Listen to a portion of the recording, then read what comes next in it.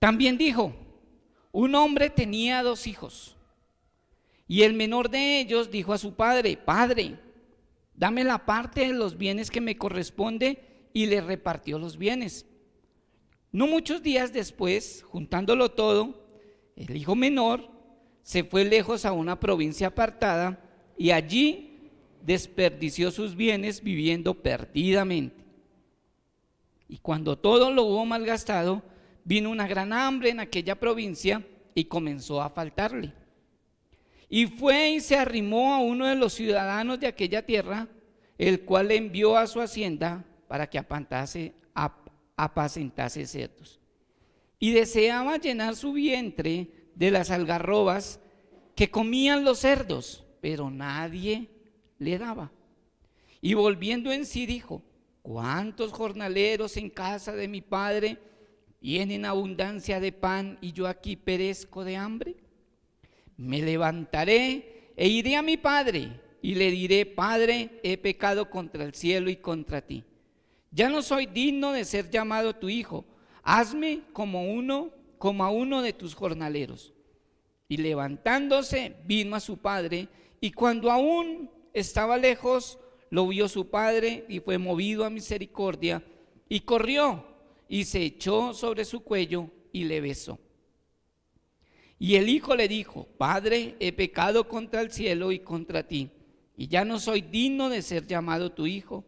Pero el padre dijo a sus siervos: sacad el mejor vestido y vestidle, y poned un anillo en su mano y calzado en sus pies, y traed el becerro gordo y matadlo, y comamos y hagamos fiesta, porque mi hijo muerto era y ha revivido, se había perdido y es hallado. Y comenzaron a regocijarse.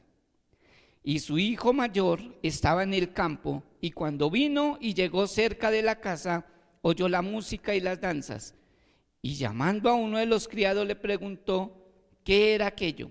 Él le dijo: tu hermano ha venido y tu padre ha hecho matar el becerro gordo por haberle recibido bueno y sano.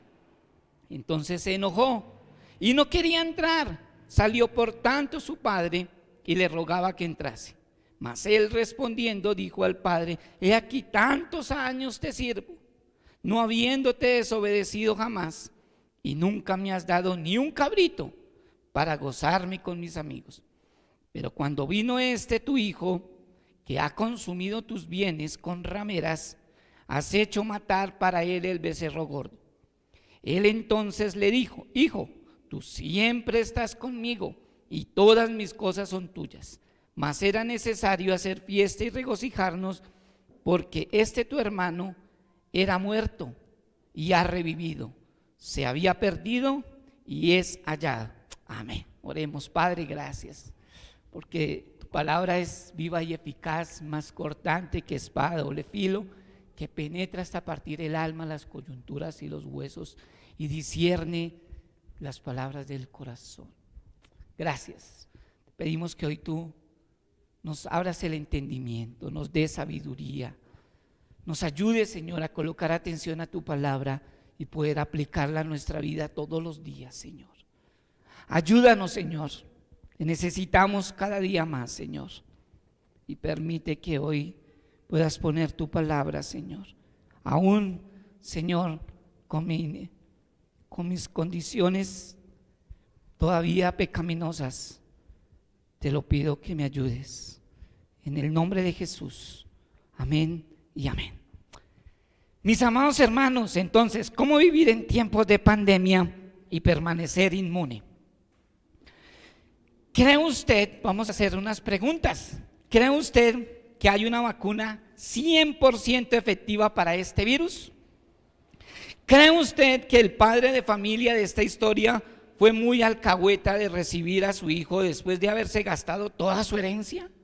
¿Cree usted que el hermano mayor de esta historia actuó con justa razón al no querer entrar a la fiesta de su hermano?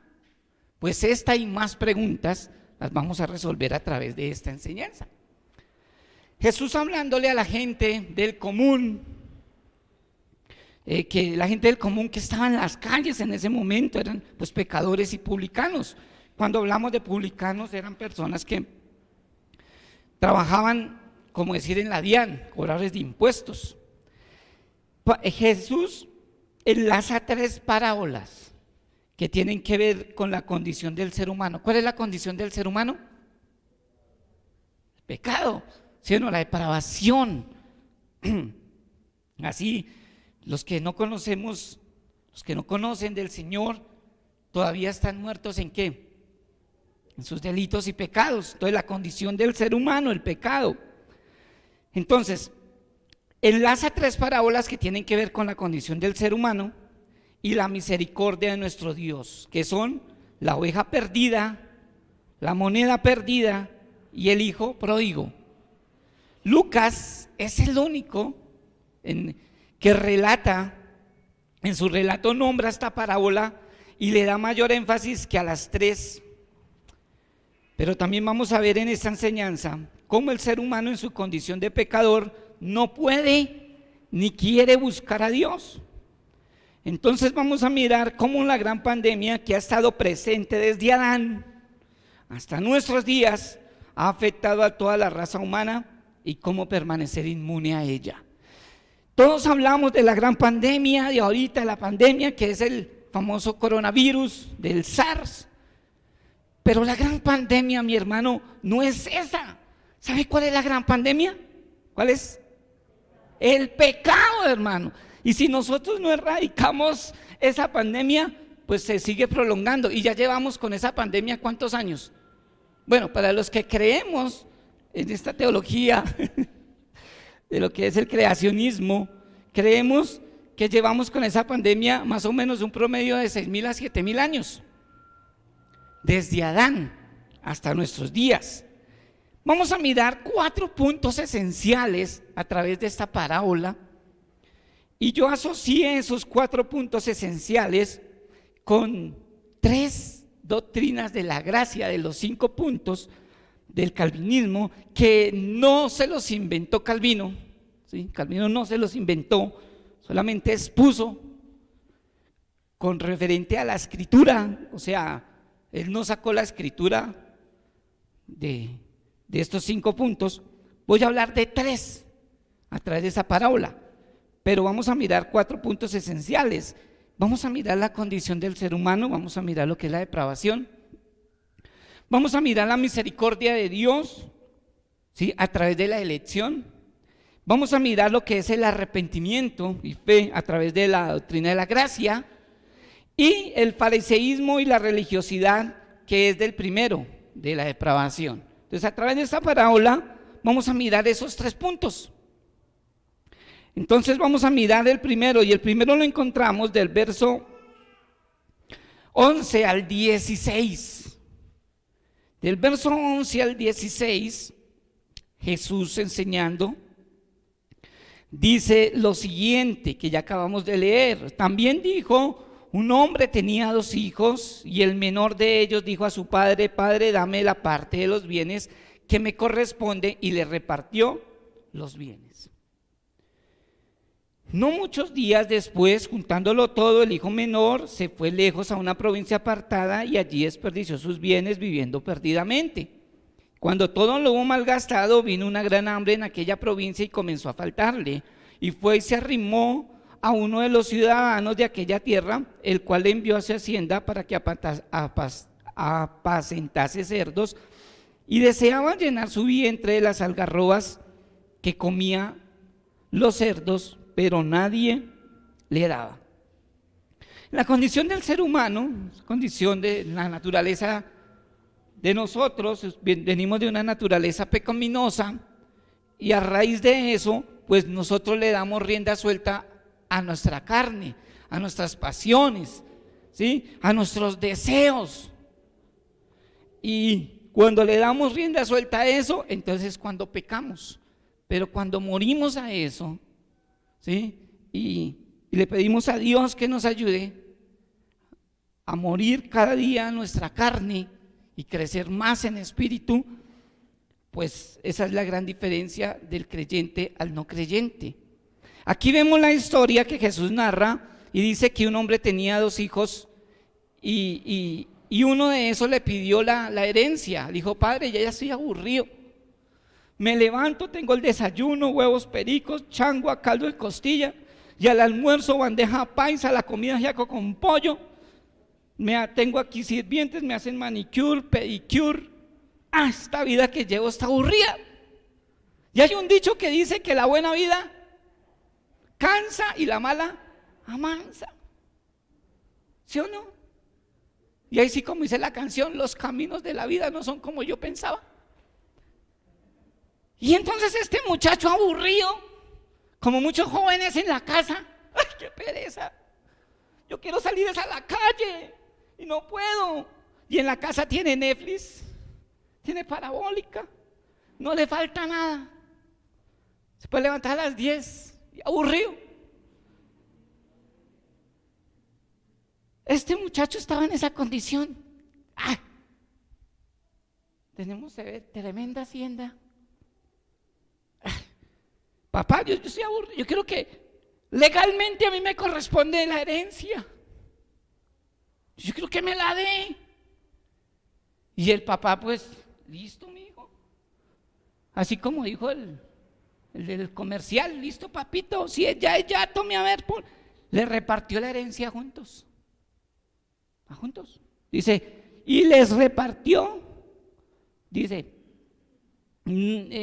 y el menor de ellos dijo a su padre: padre, dame la parte de los bienes que me corresponde. Y le repartió los bienes. Cogió los bienes y listo, su maleta, su carro. Bueno, no había carro. Bueno, se fue y se consiguió con sus amigos. Y mientras uno tenga plata, ¿sí o no?, y prestigio, tiene que amigos. ¿Sí o no? Mientras uno tenga plata, tiene amigos. Bien. Y se los gastó todo lo que tenía. Y cuando ya estaba en la inmunda, perdóname la expresión, cuando ya estaba mal, entonces se fue a buscar a los amigos: venga, hermano, es que se me acabó la plática. Entonces todo el mundo: uy, hermano, si yo tuviera, le prestaba. ¿Sabe quiénes son los que prestan plata? Los que no tienen. Porque el que no tiene le dice: mire, si yo tuviera, le prestaba. Y ninguno. Y digo: ¿y ahora yo qué hago? Y entonces estaba como el cojo en medio de dos caminos. ¿Por qué camino cojo? Si me hablan de mi papá, no, si ya me dio la plata, ¿cómo voy a salir allá con un chorro de babas? No. Trabajar, nunca he trabajado. Y como a veces nuestros padres a veces son alcahuetas y nos dan todo, sino como un bebé que llora por todo, le hace berrinche. Entonces, para que no haga berrinche, le da el celular o le da todo. Entonces comenzamos a formar hijos rebeldes, y no les enseñamos a que dependan de ellos mismos, sean independientes. Pues como no sabía hacer nada, ni caso sabía hacer. Al menos que diga: yo sé hacer caso. Bueno, pero ni eso. Pues ¿qué le tocó? Pues irse a buscar trabajo, y lo único trabajo que consiguió fue apacentar ¿qué? Cerdos. Para los judíos, los cerdos son ¿qué? Son impuros o inmundos. ¿Sí? Inmundos. Entonces imagínense, lo que un judío no quería, pues le tocó apacentar los cerdos. ¿Y qué comían los cerdos? Algarrobas. Se dice que es de un árbol, que se llama así. Los que viven en el campo, hay un árbol que se llama algarrobo, ¿no es cierto? Allá en Boyacá, allá en Sativa Norte, allá donde soy yo. Y entonces de eso era que le hacían la comida a los cerdos. Pero ni eso podía comer, porque creo que se lo contaban. Y esa es la condición del ser humano. La condición del ser humano es esa. Por nuestro pecado tenemos que comer peor de lo que come un marrano. Porque esa es la condición. La gente dice: es que la gente es mala. mala. ¿Cómo se le ocurre a ese hombre violar a esa niña de 4 meses? Uy, no, es que la gente es mala. Entonces vemos a todo el mundo malo. Y todo el mundo habla así. No, ese gobierno es malo, el presidente es malo. Y ahora todos se le burlan al presidente. En vez de orar por él, honrar a nuestros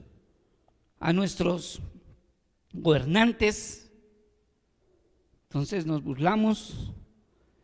Y es que la gente es mala. Y no vemos nuestra condición, que a veces somos peores en estar juzgando y criticando. Y a veces somos peores. Y esa es la condición del ser humano. Este hombre, este muchacho, viviendo perdidamente, malgastando todo, entonces salió a relucir su condición. Efesios 2:1 dice la escritura, y qué chévere que lo podamos leer. Cuando hablamos de esta parte de las doctrinas de la gracia, hay muchas teologías, aún desde el tiempo de la patrística, los primeros padres, y vemos a Agustín de Hipona y otros, cada uno dio una versión de cómo estaba el ser humano. Pero como no vamos a hablar de eso, entonces parte de unos dicen que el ser humano todavía no está muerto totalmente, está enfermo, y que él puede tomar una decisión. Si él quiere cambiar, cambia, si él no quiere, no cambia. Pero ¿qué dice la escritura? Que el ser humano está ¿qué? Muerto, ya está grave, él no puede buscar a Dios y ni quiere. Efesios 2:1 dice: y él os dio vida a vosotros cuando estabais ¿qué? Muertos en vuestros delitos y pecados. Cuando el ser humano no acepta que está muerto, que está mal y que necesita un salvador, porque va derecho al infierno, y no acepta y dice: es que yo soy bueno, yo no le hago mal a nadie. Y cuando escucha la parábola del hijo pródigo, uy, ese chino sí que es malo, ¿no? Ese chino sí es terrible, ese chino. Y no quiere aceptar que él es peor. Entonces, cuando el ser humano no quiere aceptar que está mal, que necesita de Dios, pues grave, porque no quiere arrepentirse y tampoco puede. Entonces, cuando la persona dice: mire, yo el día que yo quiera cambiar, cambio. Cuando yo quiera cambiar, yo cambio. De resto no, yo voy a vivir la vida, disfrutarla, y se le olvida que no es cuando él quiera, sino cuando Dios quiera. Porque la salvación es de Jehová, dijo Jonás cuando estaba allá, la inmunda. La salvación es de Jehová. Entonces, cuando escuchamos la palabra del hijo pródigo, ¡ay, sí, bonita! Pero vemos que ese que se fue y se repartió los bienes y todo, nosotros a veces somos peores que él. Entonces, la condición del ser humano es una condición depravada, está muerto, no está enfermo, está muerto. Y eso era como estaba este muchacho, estaba muerto en sus delitos y pecados, y le dio rienda suelta a sus placeres. Y esa es la condición del ser humano. Pero Dios, que es rico en misericordia, sus bondades, y dice que sus misericordias son nuevas cada día, hizo algo maravilloso. Y vamos a mirar el verso 17 al 20.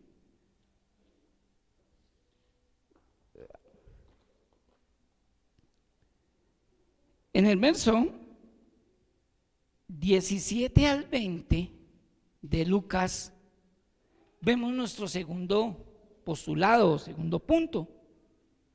Y dice: y volviendo en sí dijo: ¿cuántos jornaleros en casa de mi padre tienen abundancia de pan, y yo aquí perezco de hambre? Me levantaré, iré a mi padre y le diré: Padre, he pecado contra el cielo y contra ti.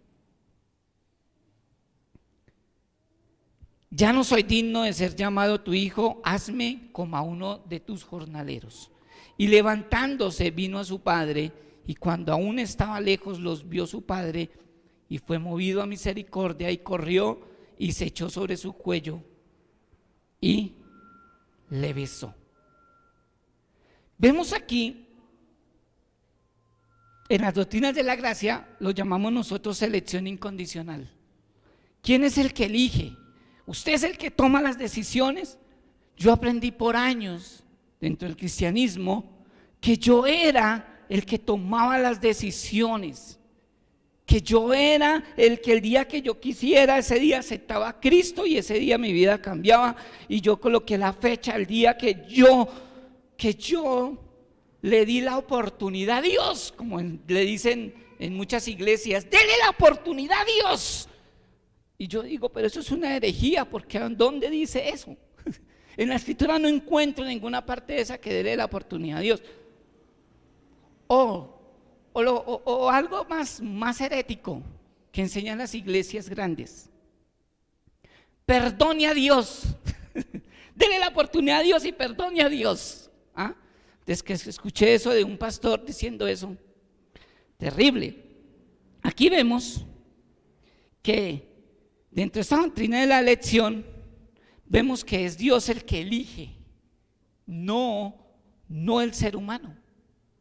Y aquí vemos cuando Dios elige, Dios coloca en el ser humano dos cositas que le decimos a las personas que hagan: arrepentimiento y fe.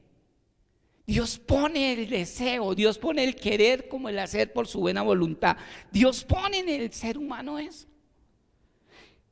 Y aún Dios usa las tribulaciones, las situaciones difíciles, usa todo eso para llamarnos. Como dice el profeta, que Dios nos seduce con cuerdas de amor, nos atrae con cuerdas de amor. Y vemos aquí este muchacho en la inmunda, yo creo que se sentó al lado de los marranos, y las únicas voces que escuchaba era hoy, hoy, hoy, hoy. Y dijo: ¿yo qué hago aquí? Si yo vivía bien, yo era muy feliz, hasta que te conocí, pecado. Y ese día reconoció que estaba mal. ¿Cuándo fue el día que usted reconoció que las cosas que usted estaba haciendo estaban mal? O quizás lo que está haciendo está mal y no lo quiere reconocer. Dice que este muchacho, en el verso 17, dice: y volviendo en sí dijo: ¿cuántos jornaleros en casa de mi padre tienen abundancia de pan, y yo aquí perezco de hambre? Reconoció su condición. ¿Cuántos jornaleros hay en casa de mi padre tienen de todo? Y yo aquí perezco de hambre. ¿Yo por qué soy tan bobo? ¿Yo por qué hice eso? Cuando usted reconoce, ese es el primer paso.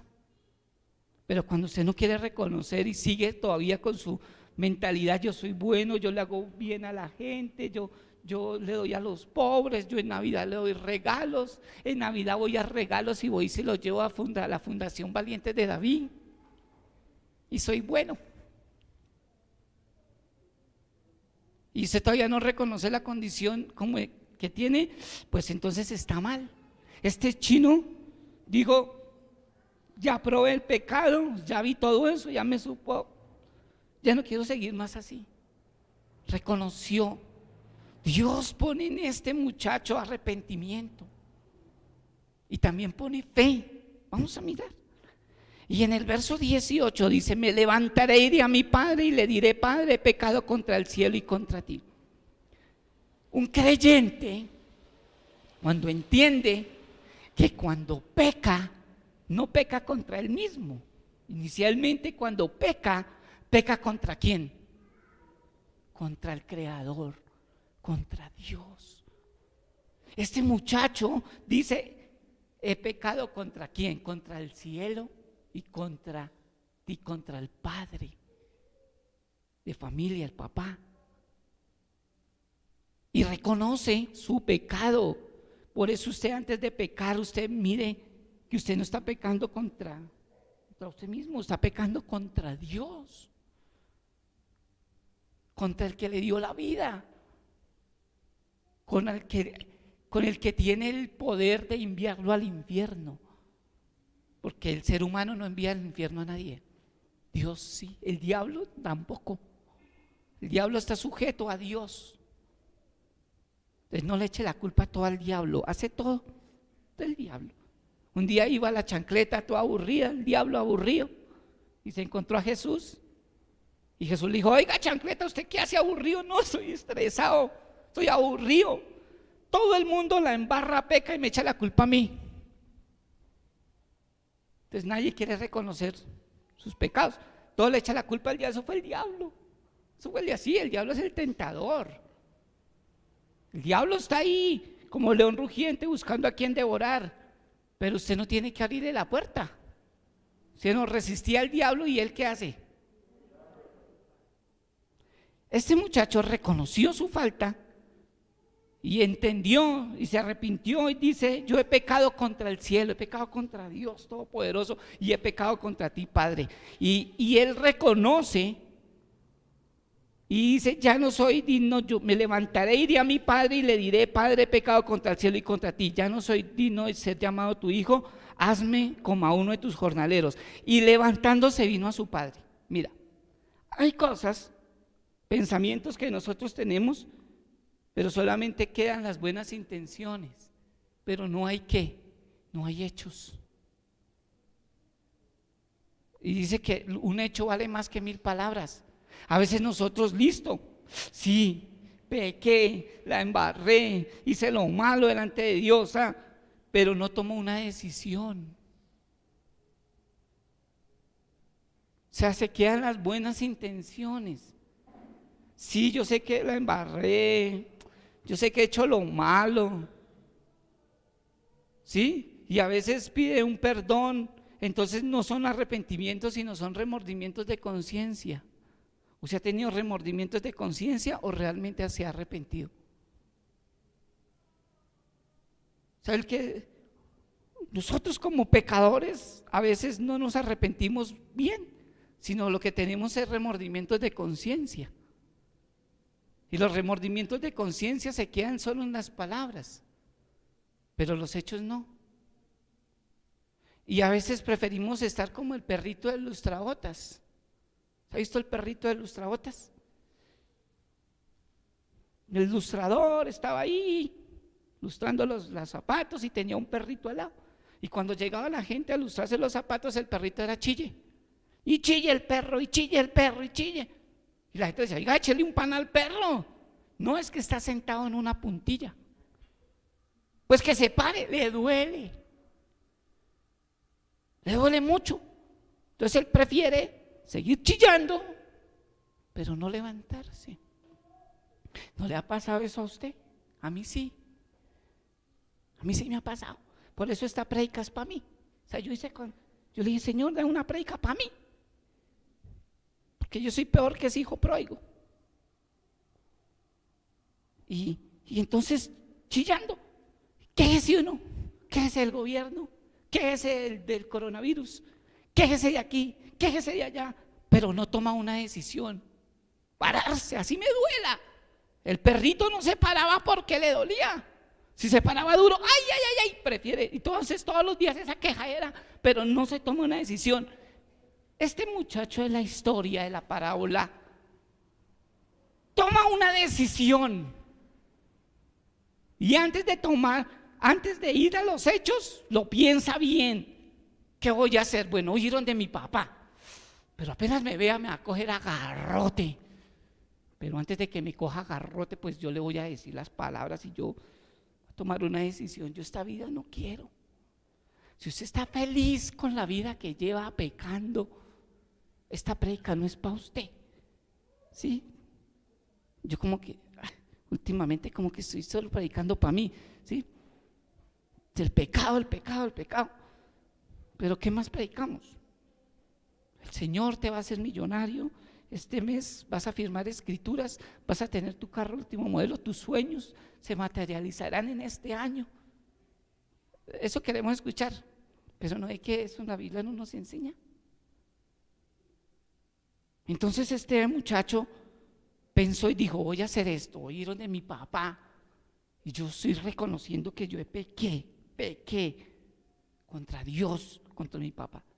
Le voy a decir que me acepte como uno de sus jornaleros. Y si me pega, pues me aguanto la paliza. Yo recuerdo que cuando uno era adolescente y lo invitan a una fiesta y el papá no lo dejaba ir, entonces uno le dice, la juguetera pasa, pero el gusto queda. ¿Sí se acuerda?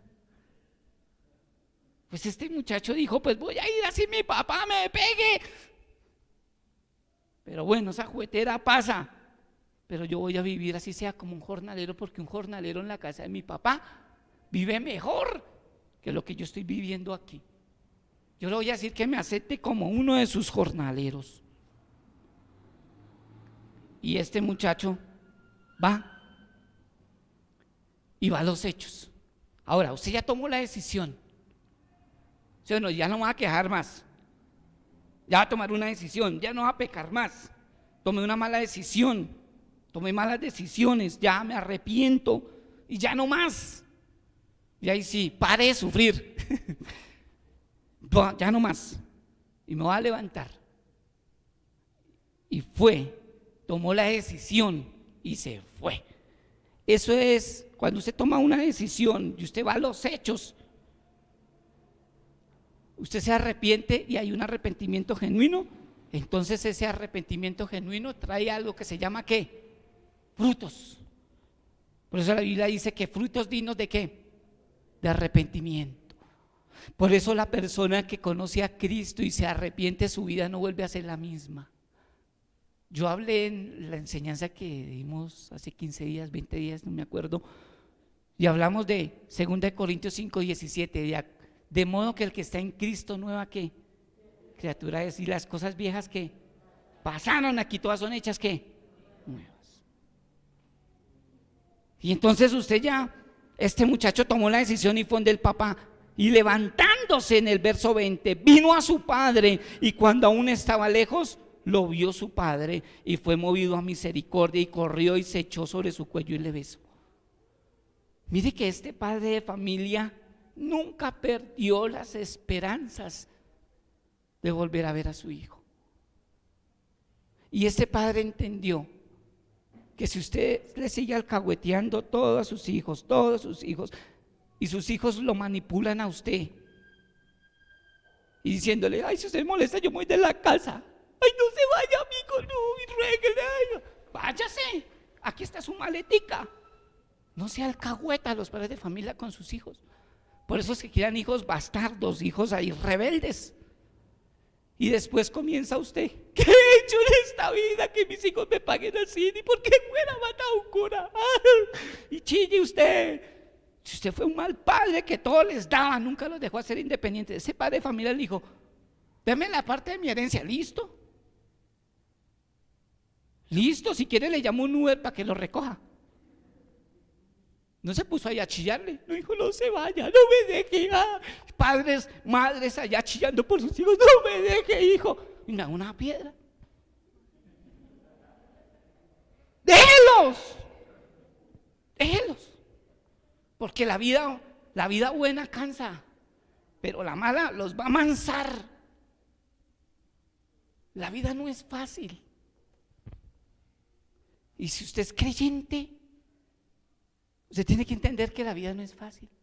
Jesús nunca le prometió a usted riquezas, buena vida, nunca le prometió a usted aquí, en esta vida, le prometió a usted que usted iba a ser feliz toda la vida, todo iba a ser color de rosa, usted no va a tener ningún problema. Eso no dice la Biblia. Jesús que dijo, en la vida tendréis ¿qué? Aflicción. Mientras usted esté en este cuerpo carnal, usted va a sufrir, usted va a pasar situaciones difíciles. Pero usted tiene que confiar, porque Jesús dijo, ¿pero qué? Pero confiar. Tranquilo, porque cuando usted ya cumpla el propósito aquí en esta tierra y yo lo llame, eternamente usted va a vivir ahora sí, sin problemas, sin preocupaciones, sin tristezas.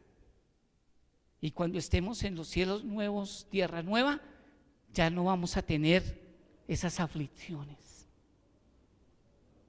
Así es de que usted tiene que gozarse aún en la muerte. ¿Sabe cuál es la cita bíblica de los dueños de las funerarias? El vivir es Cristo y el morir es ganancia. Usted tiene que entender que el vivir es Cristo y si usted se muere es ganancia. Si usted se muere, gloria a Dios, pasó a mejor vida. Pero el que muere sin Cristo, ese sí chille, porque sí, en el infierno eternamente. Allá no lo saca nadie. Entonces, la muerte para el creyente tiene que ser gozo, pero para el que no es creyente, tormento. Pero a uno le da tristeza. Finalizando el 2020 hicimos un encuentro motero. Vinieron un amigo de Estados Unidos y otro de México. Hicimos un evento y con mi amigo, con el hermano, venía de Texas, compartimos, chévere, esos días, finalizando el año 27, 28, 29 y 30 de diciembre. Y se fue de aquí, y cuando llegó aquí, llegó a Estados Unidos, llegó sin oxígeno, tuvieron que hospitalizarlo, y el 21 de enero murió. Y yo dije, pero si estaba aquí bien, y qué tristeza, qué dolor, las fotos. Y después una prima mía que nunca se había muerto, se murió, y otro pariente murió. Y Dios mío. Y después cuando me dicen el pastor está enfermo y lo hospitalizaron, y de una vez se me vino a la mente de nosotros que es pecaminosa, y de una vez se vino a la mente Ezequiel, o sea, mi amigo, el hermano que murió, y el pastor que hospitalizado. Uy, de una vez se me vino a la mente y dije, no, Dios mío, Señor. Y la tristeza, porque pues uno es humano. Dije, Dios mío, Señor, que no se vaya a morir. Y qué susto tan tremendo que me dio el pastor Edgar, pero gracias al Señor está bien. Pero la muerte tiene que ser gozo para el creyente. Gozo para el creyente, porque si se fue con el Señor, allá está eternamente. Pero en esta vida usted va a tener problemas, en esta vida va a tener situaciones difíciles, y esas mismas situaciones difíciles lo van a madurar a usted, lo van a formar, y lo que no te mata te hace fuerte. Así de que ya deje de preocuparse, de estresarse tanto. Que el COVID, sí, el COVID está ahí, cuídese, use tapabocas, 2 metros de distancia. Listo, cuídese, está bien. Ya no se estrese más. Ore, clame a Dios, arrepiéntase si se han pecado. Este muchacho fue allá y dijo, listo. Y el papá en su misericordia, Dios en su misericordia, lo recibe. Entonces, nuestro segundo 17 al 20, vemos aquí la elección. Dios lo eligió, y cuando Dios elige a una persona le pone en ella ¿qué? Arrepentimiento y fe. Y esa persona se arrepintió, vino a Cristo, vino a Dios, vino al Padre, se arrepintió, dijo, hazme como uno de tus jornaleros. Un creyente, cuando entiende que Dios lo ha llamado, en vez de ser altivo y creerse la última papa Boyacá y humillar a todo el mundo, decir, es que yo sí soy cristiano, y usted no, usted es un pecador, usted es un impío, como los fariseos.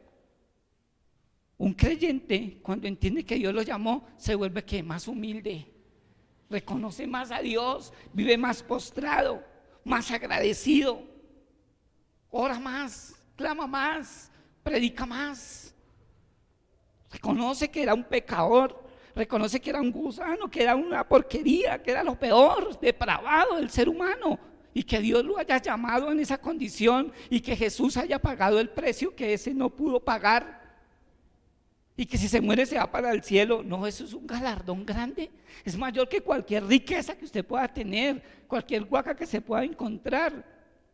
Y usted entiende que Cristo lo llamó a pesar de su condición. Y el creyente verdadero es el que vive postrado, agradecido, no es altivo. Ese dijo, hazme como uno de tus jornaleros, papá.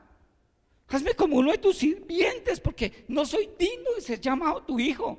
Y un creyente verdadero reconoce su condición como estaba, y no es altivo, y no se cree mayor que los demás.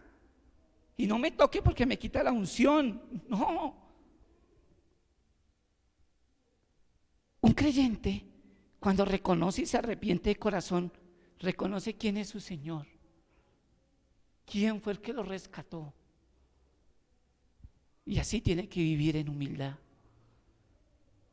Por eso me da mal genio cuando muchos cristianos que estudian, se preparan, se creen, mejor dicho, la última Coca-Cola del desierto. Cuidado, porque el diablo le puede poner una Pepsi al lado. Pero esa es la condición del ser humano, y cuando entiende y Dios lo elige, le pone arrepentimiento y fe, y esa persona nunca vuelve a ser la misma. Nuestro tercer encabezado, rápidamente porque se pasó el tiempo, vemos aquí del 21 al 24, vemos lo que es la gracia, el arrepentimiento genuino. Verso 21 al 24 dice: y el hijo le dijo: Padre, he pecado contra el cielo y contra ti, y ya no soy digno de ser llamado tu hijo. Hace realidad lo que pensó, materializó todos sus pensamientos y todo eso los llevó al hecho. No simplemente se le quedó ahí. Como dicen, al pobre y al feo todos se le van deseo. No, sino de una vez materializó sus pensamientos y dijo, y el hijo le dijo: Padre, he pecado contra el cielo y contra ti, ya no soy digno de ser llamado tu hijo. Pero el padre dijo a sus siervos: sacad el mejor vestido y vestidle, y pone un anillo en su mano y calzado en sus pies, y traed el becerro gordo y matadlo, y comamos y hagamos fiesta, porque mi hijo muerto era y ha revivido, se había perdido y es hallado. Y comenzaron a regocijarse. Cuando un pecador se arrepiente, ¿qué hay en el cielo? Pachanga y fiesta. Por eso cuando dicen: hicieron tremenda campaña, se convirtieron 50,000. De esos 50,000, ¿cuántos realmente se arrepintieron? ¿Cuántos? Vemos las iglesias llenas. ¿Cuántos realmente se han arrepentido de corazón? Como este hijo pródigo. ¿Cuántos? ¿Ves? Cuando el padre de familia lo vio y vio que estaba arrepentido y que tenía su arrepentimiento frutos. O sea, usted no tiene que estar llorando para arrepentirse. Pero si quiere llorar, llore, porque cuando uno llora, yo le digo a las personas que se están ahogando: cuando usted se está ahogando allá en la piscina, llore, porque cuando uno llora se desahoga. Pero el llorar, el reconocer el estado del pecado, también lo ayuda a uno a desahogarse y a entender de que Dios es bueno. Hay un arrepentimiento genuino, pero hay personas que no lloran, pero se arrepienten de corazón. Este muchacho, yo creo que llegó allá llorándole, y el padre, al verlo que había frutos en su arrepentimiento, lo abrazó, lo besó y le dio el anillo, el becerro gordo. Tienen un significado para los judíos, pero es que el tiempo en televisión es corto, ya tengo que terminar. Y dijo: mi hijo muerto, estaba muerto. ¿En sus qué? En sus delitos y pecados. Pero ahora mire, ha resucitado. Y está aquí, hagamos fiesta. Y lo recogió y se regocijó hacia Dios con nosotros. Estábamos muertos en nuestros delitos y pecados, y Dios puso en nosotros que nos arrepintiéramos, y nos arrepentimos porque Dios lo quiso así. No fue porque usted fuera mejor. Es que yo sí tomé mis decisiones, es que yo sí acepté a Cristo, yo sí, usted no, usted es un pecador. No, es que usted no fue Dios que en su misericordia lo llamó, lo eligió. Entonces, cuando usted entiende eso, entonces a usted hay un arrepentimiento genuino, y Dios le pone a usted también fe para que crea.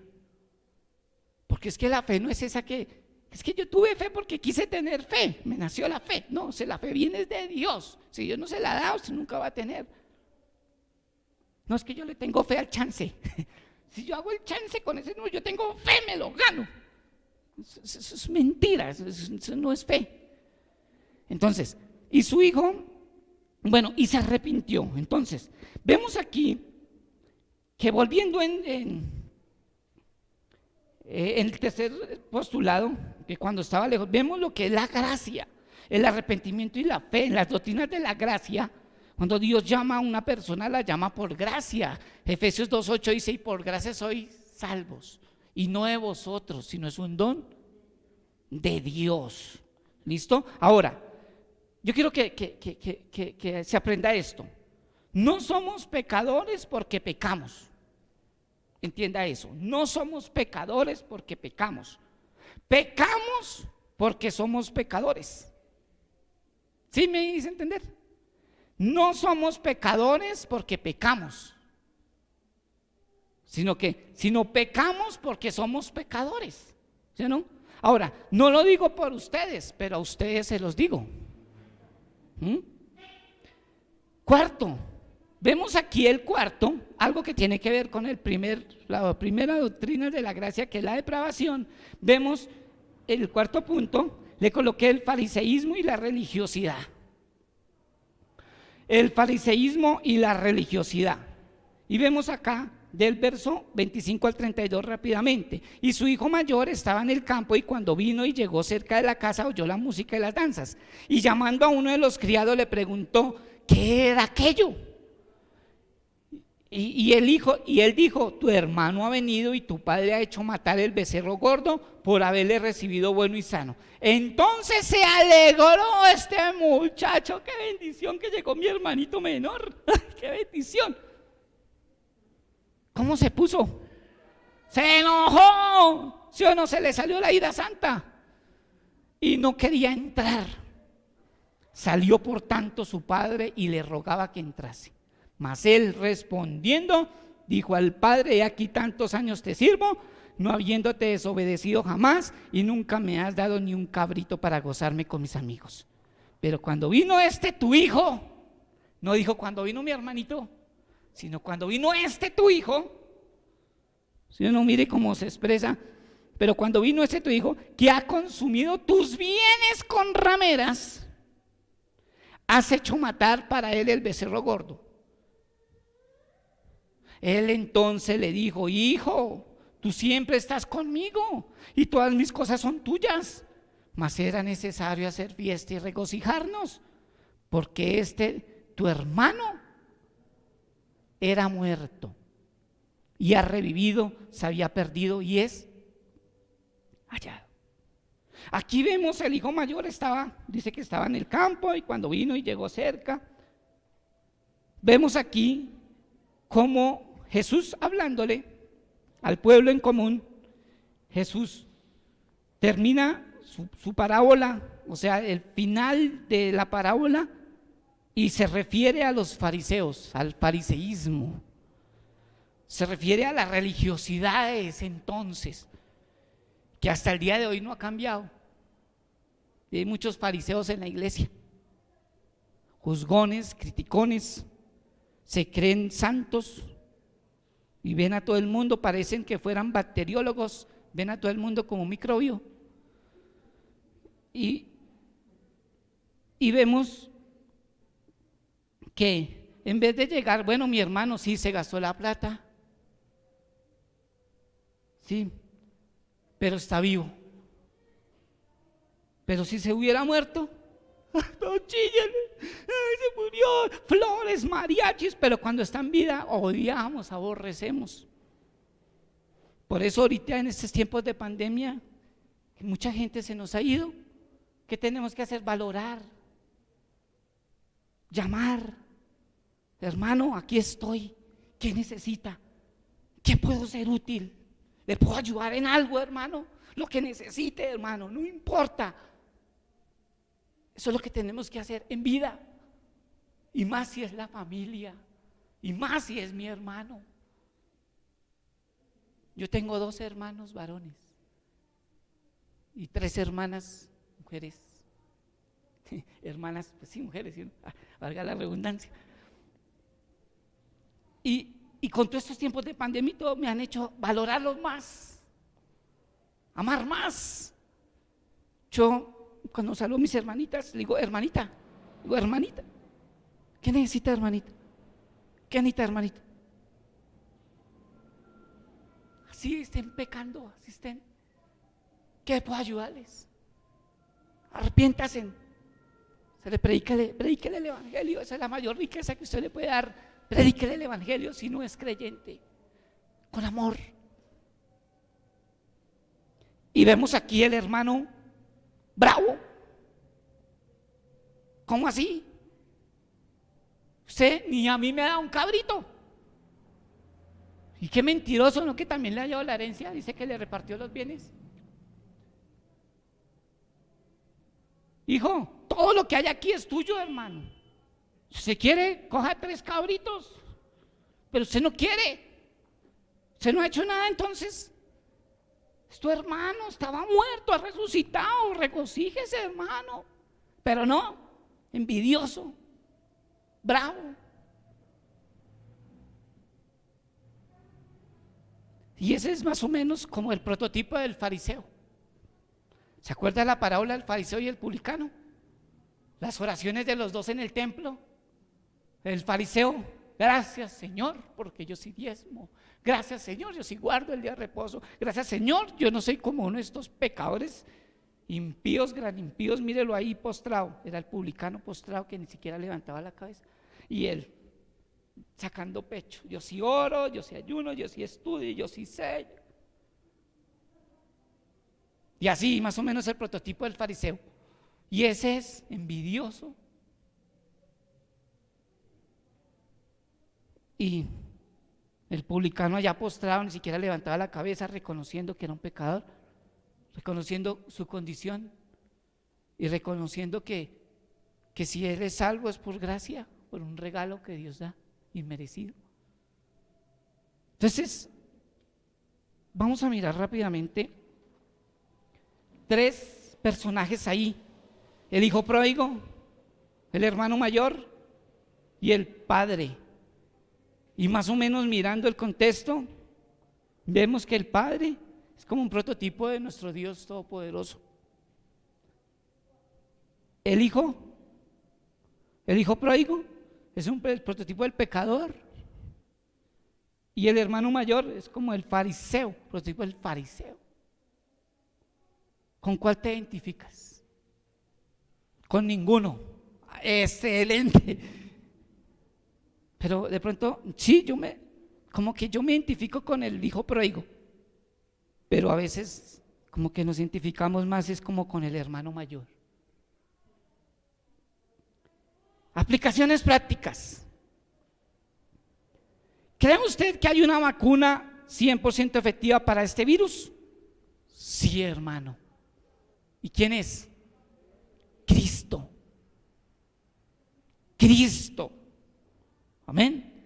Ahora, ¿cree usted que el padre de familia en esta historia fue muy alcahueta de recibir a su hijo después de haberse gastado toda su herencia? Pues en ninguna manera. En ninguna manera. Solo es la misericordia y compasión de nuestro buen Dios. Salmo 51, 17. Vemos el arrepentimiento genuino de David después del pecado. David, ¿qué pecados cometió? Bastantes, ¿sí o no? Uno estuvo con una mujer de otro, ¿sí o no? Después quedó llenita de amor. Después mandó matar al marido, ¿sí o no? Y todo eso, las consecuencias fueron terribles. Pero tuvo el corazón conforme al de Dios. ¿Por qué? Porque hubo un arrepentimiento genuino en él. ¿Y cree usted que el hermano mayor de esta historia actuó con justa razón al no querer entrar a la fiesta de su hermano? Para el hombre del común, sí actuó bien el hermano mayor, pero para el creyente verdadero, no. Para el hombre del común, sí, ¿sí o no? Claro, eso se lo merece, es que ni siquiera la entrada la podemos dar. El hombre del común que no es creyente, pero para el creyente no debería ser así. A lo largo de la enseñanza vimos cómo la soberanía de Dios y la responsabilidad del hombre, al igual que el arrepentimiento y la fe, hacen del ser humano inexcusable frente al gran juicio de Dios. Usted no, cuando yo lo llame a su presencia, usted no va a tener excusa. Amén. Colóquese sobre sus pies y terminamos. Padre, muchas gracias por tu hermosa palabra. Gracias por ministrar nuestra vida, por mostrarnos nuestra condición de ser humanos, por mostrarnos, Señor, que fallamos, que somos unos pecadores, que necesitamos cada día más de ti. Como dijo el apóstol Pedro, ¿a quién iré? Solo tú tienes palabras de vida eterna. Padre, ayúdanos, Dios. Te necesitamos, Señor. Perdónanos nuestro pecado, nuestras quejabanzas todos los días, estar inconformes todos los días. Se nos olvida que somos hijos tuyos, se nos olvida que tú tienes el control, se nos olvida que tú tienes un propósito con todo lo que haces, que nada se te ha salido de las manos, Señor. Perdónanos, Dios, ayúdanos. Así como ese hijo pródigo que se gastó todos los bienes de su herencia en rameras, así como este hijo mayor, envidioso al ver a su hermano que el padre lo recogía otra vez, quizás somos peores que ellos, Dios. Pero hoy venimos a ti en arrepentimiento y fe para que nos perdones, para que nos ayudes y que todo lo que hagamos sea para exaltarte y glorificarte. Señor, ayúdanos, Dios. Dios, si hay una persona que todavía sigue en su pecado, que todavía no te ha reconocido como su Señor, por favor, Dios, dale arrepentimiento y fe en esta mañana. Sálvalos y ayúdalos, Dios. Hoy es el día, Dios, para que estos que no te conocen todavía, Señor, tú los salves. Si hay una persona aquí que todavía no es creyente, hoy es el día para que te arrepientas y vengas a Cristo en arrepentimiento y fe. Gracias, mi Señor, porque tú eres bueno, misericordioso. Y así como este padre de familia, hoy reconocemos que tú eres mejor que este padre de familia, misericordioso y bueno en gran manera. Te damos gloria y honra por siempre. Amén y amén. Dios los bendiga, mis hermanos.